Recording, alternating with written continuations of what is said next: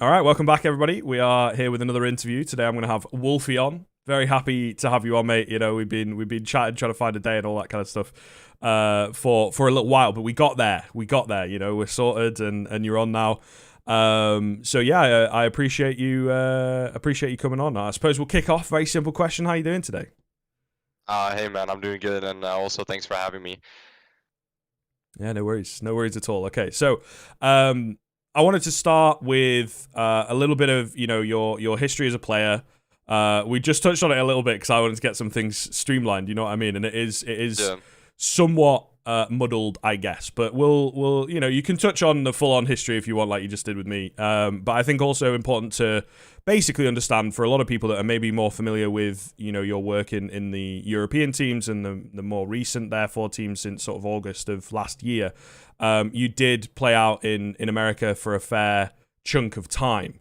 So yeah, I guess is the very basic sort of opening question here. Just talk us through, some of that history career wise and maybe some of the differences that, you were able to spot between America and European play. yeah. So, well, I mean, yeah. What was it now? I mean, I came back to Europe like 6 months ago, I think, seven. Can't really remember. Like time flies really fast, and especially now. But yeah, I mean, I was back in the States. I went there in 2019. Obviously, I played most of my career here in Europe before that, under teams like, Lil Mix, ESC, super long time ago, Epiphany Bolt, whatever. But I decided to, in 2019, kind of like venture into NA, which is, I guess I can call it, my home country because I'm born there.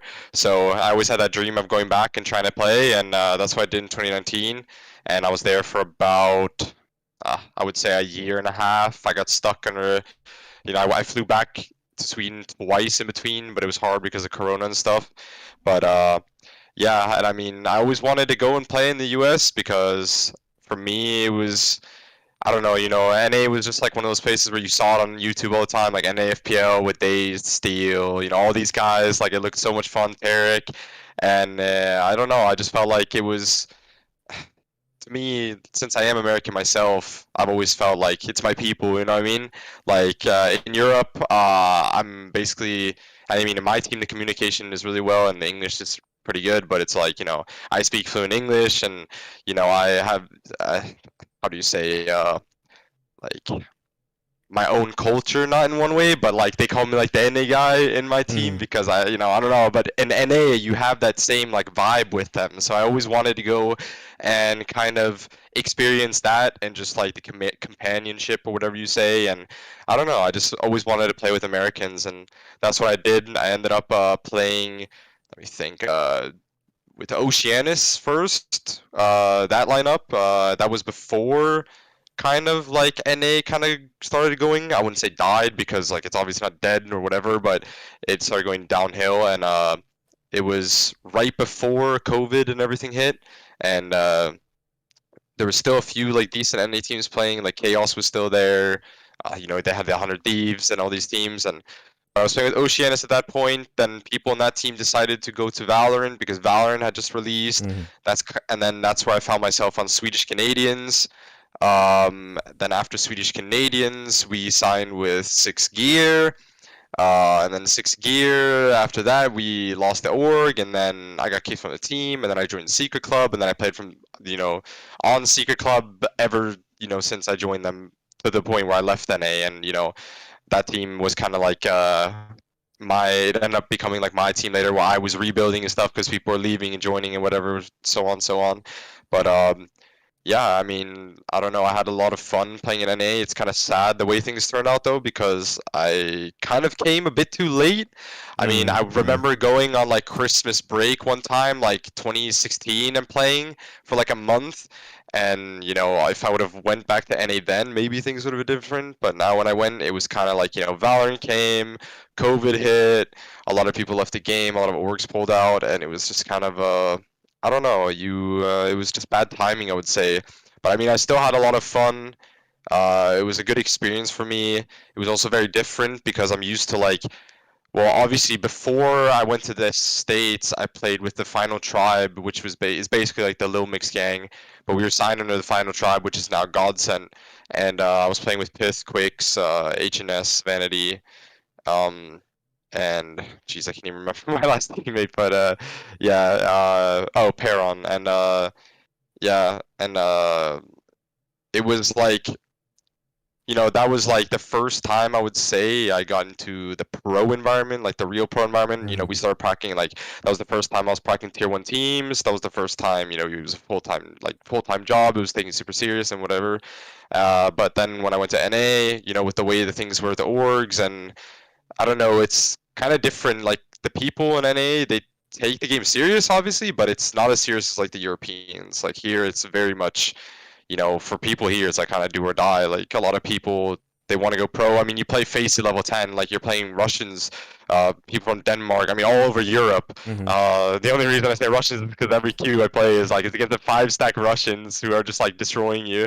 But yeah, and they just try to super hard me well. NA, it's kind of like the difference between the top and the semi-professionals is so big. It's like the top NA teams would basically just destroy everything under you. Like there was a tier 2 scene, but it was just like the gap was so big amongst like top premier and bottom premier.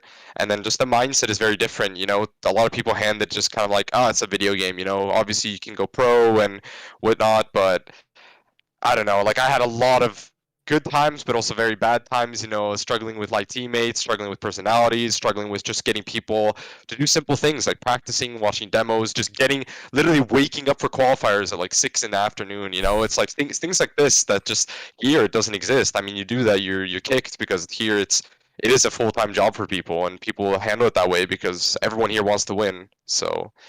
Yeah, there's definitely a lot. I mean, the list goes on, but it's just there's a lot of differences. But I think the biggest one is just honestly just the mentality. Like I think the mentality. I mean, one thing I remember is just a lot of people over there, like especially like some of these people that had not competed internationally, they really don't know how good a lot of these European teams are, and like how many people and individuals there are in Europe that are so good, and I hate to say it, but better than them, that they were talking as if like, oh, well, yeah, if we went over there, I could definitely do this, or I could definitely do this. But they don't really understand, like the competitiveness, especially in like tier 3 tournaments and tier 2 tournaments. Like, I mean, gosh, like even in EU Advanced would, like some of these teams will literally dominate the NAMDL teams. So I think that's the biggest thing. It's just a mindset difference, and like some of these people are not really understanding like how good like people in Europe are. They have I don't know, just a little bit of NA ignorance. I don't know. Well, I mean, it's not NA ignorance, but it's just like some people, I don't know, the personalities. There's a lot of interesting personalities over there. That's all I'm gonna say. But yeah, I get what you mean. I get what you mean for sure. I think something that's kind of interesting to tap in on then. Do you think that kind of dream, as you say, of playing out in America has been quenched in a way, for want of a better word, or do you have a goal to kind of play under a Liquid or a Cloud9 or an EG or something later on in your career? I mean, I would definitely say that it didn't really get quenched in the sense of like, because I knew that, okay, I just looked at it from like an outside perspective, like, okay, like sadly, because I did play in this region, like I played FPL before it kind of went downhill, like when these, like when Wardell was playing, Sabrosa was playing, like these guys were playing, you would play with them in rank G and FPL, and those guys were like, they were the top of like at the NA scene, so those guys were actually like professionals, and I still got to play with a lot of those, so I still had a good experience in that sense. But I guess like it I don't know, the experience, or like the how would you say it? I guess it did get quenched a little in terms of like when Corona and stuff came, but like I said, I understood that like, okay, this is just what we have, like this is just what it is, and if I want to continue playing CS, this is just how it is. A lot of people that really aren't the best with the best personalities, they stayed in this game, and a lot of other people, like most of top NA, went to Valorant. So, but I would say that when it comes to wanting to play like on a team, like of course I think that like it'd be kind of a dream to play on like a Cloud9, a Liquid, an EG. Like I still would love to play on an American team with American people. Like I said, I still feel like it's my country at heart, whatever you'd say. But as of right now, like I mean, yeah, who knows what happens in the future. But as of right now, I'm happy where I am. So Yeah, there is a degree of that for sure. yeah. Hard to predict. But Yeah. yeah, let's kind of zoom in. You know, I like to keep them current and whatnot when doing these interviews. So obviously, as kind of mentioned, you join. It is listed as August of 2021, right? So you know, I think it is about 6 months ago. I think. Exactly. Yeah, I think Yeah. I think it's like exactly yeah, almost around there. Yeah. Yeah. So you join Lyngby Vikings. Now moved into ECSTATIC. A little bit of support from Zippel and stuff like that is also cool to see. Yeah, no. Yeah, it's nice with the skins, you know. Indeed. And he's a really cool guy. I like him a lot, actually. Not gonna lie. Yeah. He's a really cool guy. I've got him down for one of these, but we're again still trying to sort of nail the date. You know. Find the time. Yeah. Indeed. Yeah, he's a busy guy. For sure. But look. So on that roster, on that team, right? I think there was a fair amount of hype. You know, with yourself coming in, Fasha came in around the same time. Also, a pretty good-looking player. You know that people wanted to see a bit more of. You kind of firmly, I suppose, plant yourself in this team and start making waves. At the moment, sat at 20. You know, definitely peaking, I think, during the time of everyone else playing as well, at around 22, if I'm remembering correctly, I think is where you guys were at before the player break. Yeah, exactly, 22. Yeah, okay, good. So always nice to have your numbers down. But yeah, either way, exactly. I think what I'm wanting to know, right, is within this lineup, for a while, you know, the Lyngby Vikings organization and team and kind of players that had been under there, you know, they'd entered a few tournaments here or there. They'd maybe take a map off of some teams that they shouldn't and that kind of thing. You know, this is looking at 2020 leading into 2021. But once picking you guys up, obviously there was a big shift. I don't know. I guess your thoughts on that. You know, what I've written down here is just kind of like what clicked, what changed. You know, because obviously there was still the core element of the team that stuck around. So, was there, you know, a big plan when you got in there? Was it just the sort of firepower upgrade that you and Fasha were able to provide? You know, what kind of changed? Like, I mean, I've thought about this myself, you know, because I've had the question before, and it's honestly really hard to just pinpoint your finger on one thing, and because, like, you know, I mean, I had literally zero expectations. Like, I literally went in, we were gonna play our first official, you know, and I hadn't played in Europe for a while, and I didn't even know what to expect, you know, and but I would say that, like, everything mostly just fit, like, really well role-wise is what I've always said. I don't know. I mean, I always wanted to be an opera, even if I haven't played it my whole career, and maybe I should have. I still knew that that's what I wanted to do. Fasher, he was just like, he has that, you know, incredible star player potential with his mechanics and his aim.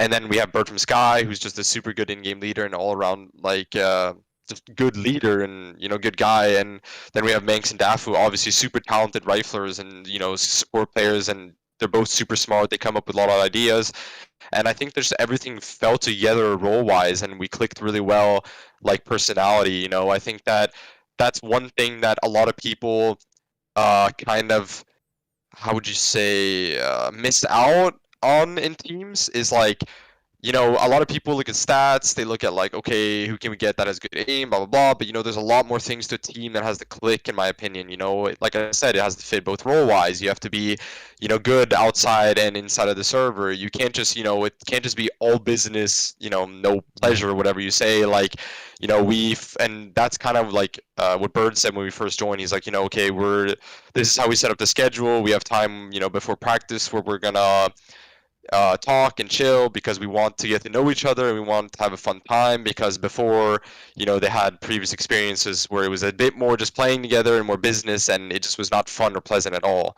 And I mean, you spend a lot of time with your teammates when you're, you know, competing like we do, and your team kind of has to be your second family in that sense. So I think that's one thing that, like, people think you can just throw together rosters and personalities and, oh, all their stats look super good on paper and they should just dominate, but it's not how it is. So I think I would say just role-wise, it just fitted, like, really well, and yeah, our attitude and personalities just, yeah, it worked well.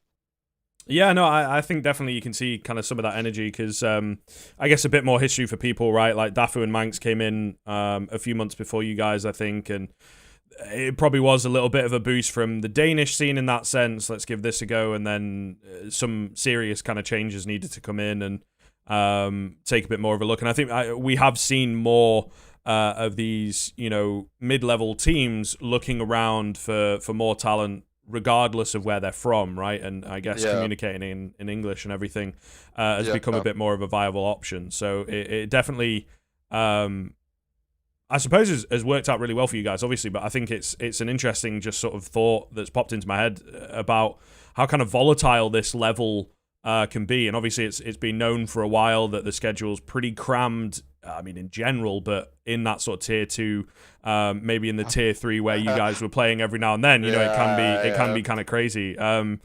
Is that something that, you struggle with, or do you think it's a good thing at this point in your career because you're just playing Counter-Strike and you're able to maybe experiment against a team that you've never really heard of before? Like, what are your opinions on being so busy?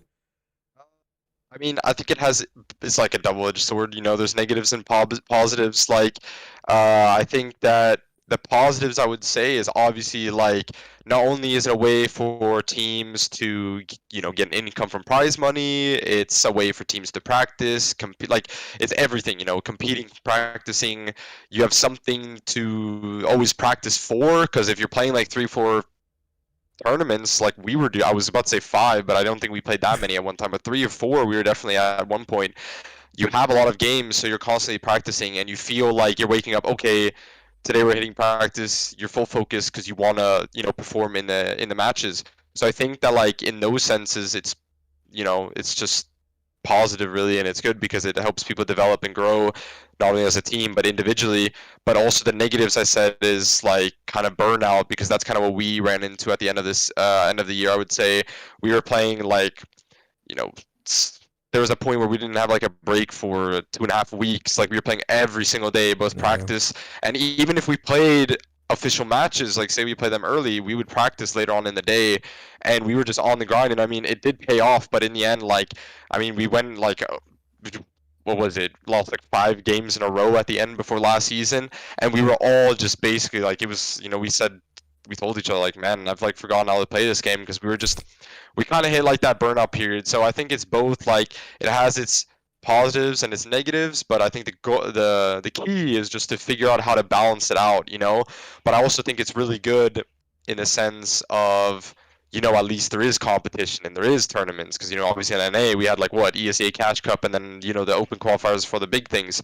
Here we have tournament on tournament, and, you can even decline tournaments. I mean, we didn't play, for example, like ESEA because for us, it was kind of like, okay, either you play ESEA and focus on that and trying to make pro, or you just play all the HLTV tournaments, which is the way that we took it. So, I mean, yeah, like, it's good and bad, but personally for us, it worked out really well, but then in the end didn't. So, but it is what it is, Indeed.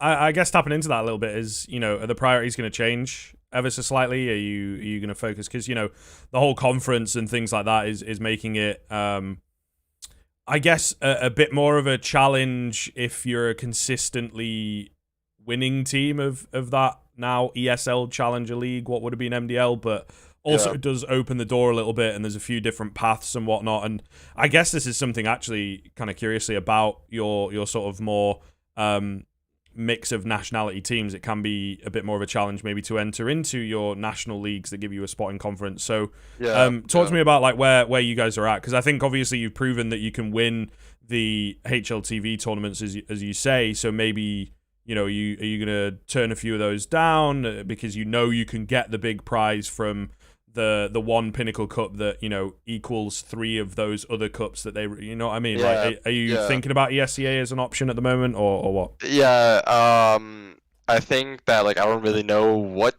I can say and what I can't say, but all I can say really is that we are going to change really like how many HLTV Cups we're going to play. Like, we're not playing the Malta one now, which is already announced. We're not competing, like, I think there's like this Thunder Pick one, like that one we're not playing because we have Fun Spark, which is the biggest, in first tier LAN for most tier 1 or LAN, sorry, it was supposed to be LAN, but online event It's our first tier 1 event, and it's pretty big, so that one's coming up now. And then we have Elisa qualifiers, which is also announced. And then, we have like Land Sweet Land coming up in 2 months, and there's probably going to be more in between that. So I think our goal is going to be kind of, tone down the amount of smaller cups that we play and focus more on like the bigger ones. And then also I think that we want to look into trying to play like, the ESEA and more like, okay, 2 matches a week kind of structured leagues and stuff like that. So yeah, I can say that there's gonna be a few changes, but I don't know how much I can say. Yeah. But yeah, I got you. It's definitely something we're gonna do. Okay, I think that's fair because you get into this position and it can be a little difficult, right? We obviously saw Copenhagen Flames, and for me, I feel like, to be frank, they had quite a harsh drop after the major. Always, unfortunately, does feel like there is a team like that that does very, very well at the major and then sort of comes out of it, and you don't necessarily know why. Maybe they're overwhelmed with the whole negotiations and stuff like that, and then it falls through. That's kind of going to affect you and whatnot. But I'm kind of curious where your opinions lie on keeping this consistency, because there's not just Copenhagen Flames. I think Entropic have been another one recently that have dropped a little bit since the way they looked at the major as well. So is that something that you kind of worry about? I think the top 20 is obviously very different from the top 10 where like Entropic are at, or are you just kind of taking it game by game, tournament by tournament, and not really focusing on the numbers and the rankings and all that? I think that right now, like, it is something that we kind of are thinking about. Like, obviously, we want to push past top 20. We want to do as good as we can, but it is definitely hard as well because you kind of have to just learn, like, from your, what would you say, experiences. Like, from, like you said, tournament to tournament. I mean, like now when we hit that, kind of burnout point, then we understood that, okay, hey, we need to do some changes and balance it out, and we need to focus on practicing this way or the schedule like this way. So I think that it's something definitely we're thinking about, and but also like we kind of just go off of how we do game to game and what we feel is right, and always just trying to improve basically, like in every that's literally it, like just always trying to improve and balance everything out so that we can find that consistency, because CS is just to be the best, you have to be consistent, and it's super hard both as a team and individually, because a part of succeeding as a team is being individually on point. Like we were doing really well as individuals, all of us, when we were winning everything. So yeah, for me, it's finding that balance in the tournaments and stuff, but also, I mean, all I can say personally is like focusing as well on your personal health and just your personal, like, your physical and your mental health, like stuff like this. I don't know, like if you want to become the best and you want to compete and you really want to push yourself, you have to kind of think of everything you do in your life has to kind of be according to CS, if that makes sense. Like you just have to find any single way that, okay, I need to improve on this. Maybe it's my sleep, maybe it's my diet, maybe it's like I need to have a better aim routine or something. Anything to keep the consistency. You just have to always look for what works for you and what helps you. If you want to push past those, like I would say, like, okay, not that ranking matters, but like if you want to push past those top 30, top 20, Fair. No, I think that's fair. I think that's a sentiment that definitely needs to, some of the top teams, for sure. It does feel like they kind of have that, and maybe you have, your sports psychologists and stuff like that, but it for some orgs, for some teams, it's yet to kind of trickle down. So it's kind of cool to hear that that's a sentiment that, at least on a personal level, you've sort of already figured. You don't necessarily need the fire up your ass kind of thing. Is that's something that ECSTATIC have like helped out with, right? Because as far as I'm aware, maybe you can enlighten on this a little bit, but it was sort of like a transition type thing, a bit of an acquisition type deal, not like necessarily. Yeah. It was basically like a rebrand, and basically what it was is that, like, okay, so Lyngby is kind of like Lyngby Vikings. It was first associated with like the football club in Lyngby, right. But then the football club necessarily didn't have much to do with this, like the CSGO team in the esports division anymore, because they had like FIFA as well, and then they had CSGO, but they didn't have that much to do with CS:GO, and in order for the org to like grow and get bigger, and they wanted to rebrand and say, hey, we want to become like more of an independent organization and have a different name, because if you have a soccer club that is what's it called, in your name, and your people think you're tied to that, it ties you also to like a certain fan base or a certain sponsors maybe, and they just wanted to become like independent and be able to kind of just go kind of international, like with everything, like find bigger sponsors, find just grow in every single way. I mean, now we have Zippo who joined, and it's really sick, and then he has a lot of ideas. I can't really touch upon Yeah, that yeah, though, no, but that's like cool. we have some things coming up that we're gonna do, and yeah, that's just basically why they wanted to do it, was to rebrand, because they wanted to be able to get bigger. That's Okay. basically it, just get bigger and yeah, reach a bigger audience, I guess. So I guess to kind of bring it back a little bit, has there been a step up in support, or is it very similar to how it was before? And then I guess if so, how do you feel, the resources are at the minute for a team like this, and maybe compared to some of the squads that you played with in North America? I mean, compared to North America, it's like, I never really had anything. Gonna be honest, like, I mean, the salary that the only signed team I played on in NA was Oceanus, and they didn't even pay like the rest of my salary. Like, Yeah. they kind of screwed me in that sense. So, I mean, compared to that, it's a lot better. And I mean, in terms of like support, like Static, they've been super good towards us. I mean, for us, like, there hasn't been like a huge step up when it comes to resources from when we started to top 20, because honestly, like, I signed, Fasher signed, and then like 2 months later, we're all of a sudden like top 30, and Right, then we're right. just like, and then like a month after that, we're like top 20, and then we're like, we won our first event, and you're like, okay, maybe it's gonna tone down a bit, and then just boom, we just win like another one, and then so things went like so fast that I think that the organization itself still needs time to grow and get bigger, but they do the best they can with what they have for us, and we appreciate it. And like, I'm fine. Like, all I care about is being able to compete, not having to worry economically. And I mean, we get a decent amount of prize money and stuff. So, yeah, I mean, it's compared to NA, it's a big difference. So, it's something you just got to be like. You also learn to be thankful for it when you've had it before and then you've lost it. Because when I was in Europe, I had all that, and you took it all for Yeah. granted. We had a boot camp facility, you had a salary, everything was good, and then I lost it, and I went, I mean, geez, 2019, there was a lot of things I lost, and then I went to NA, and it was just like, you feel like you're at, you know, square one again. You have no salary, nothing. I played the whole time in NA, basically only living off of like FPL money and Catch Cup money and everything I could play, and so yeah, you learn to do the best you can with what you have and be thankful for what you have. But you know, then again, obviously, yeah, I mean, I'm not gonna say who doesn't want to be rich or whatever, but that's it's not why I play. Like, I personally don't Yeah, no, really I like got you. I care got you. about money. I only want money so I can compete without having to worry. That's the only reason I care about it. But I guess there is people out there that of course they want to win big tournaments, have a high salary, whatever. But for me, it's just like I just want to compete and do the best I can and win and feel like I don't have to worry about anything else besides playing and focusing on myself and my team. So yeah, I mean, I think it's pretty good. Like, I can't ask for anything better, really, All as right. of right now, at least. Yeah.